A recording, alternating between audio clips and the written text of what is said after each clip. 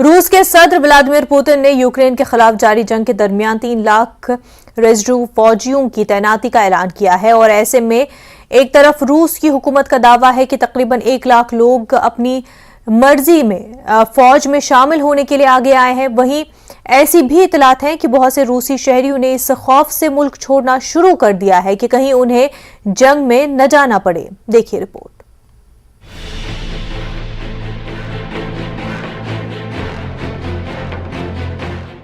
रूसी सदर Vladimir Putin के 3 लाख रिजर्व फौजियों की तैनाती के ऐलान के बाद से सोशल मीडिया पर कई ऐसे वीडियो सामने आ रहे हैं जिसमें देखा जा सकता है कि सैकड़ों लोग रूस छोड़कर फरार होने की कोशिश कर रहे हैं।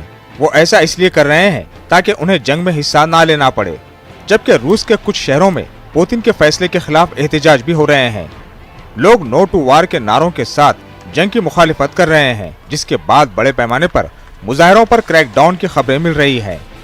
रूस में पुतिन के पार्शियल मिलिट्री मोबाइलाइजेशन के ऐलान के बाद से रिजर्व फौजियों को ड्राफ्ट नोटिस भेजे जा रहे हैं, जिसके बाद रिजर्व फौजियों के पहले दस्ते की तश्कील का अमल जोरों पर है।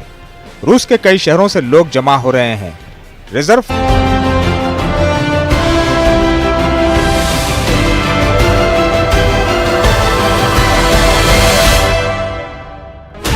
16 channels, 15 languages, 26 states, 1200 plus reporters, 66.9 crore viewers. India's largest news network, News 18 Network.